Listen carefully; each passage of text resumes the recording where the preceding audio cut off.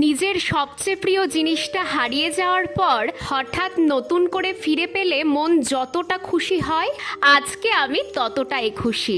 এটা দেখো। আচ্ছা, এখানে কতগুলো ফুল ফুটেছে কেউ গুনে শেষ করতে পারবে? এটা হয়তো আমার কষ্টের ফুল। কেন বলছি শোনো তাহলে।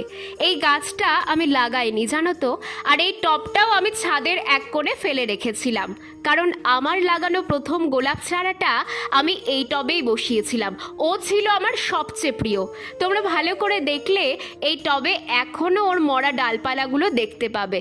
অনেক ফুল দেওয়ার পর আগের বছর গরমে ও মারা যায়, খুব কষ্ট পেয়েছিলাম জানো তো, তাই ওর স্মৃতিটুকুই রেখে দিয়েছিলাম। হঠাৎ এই বর্ষায় দেখছি একটা পুর্তলিকা জন্মালো একা একাই, আর আজকে তার এমন রূপ। জানো তো, একটা কথা আমি খুব বিশ্বাস করি, আমি ওদের একটু ভালোবাসা দিলেই ওরা আমায় এক আকাশ ভালোবাসা দেবে।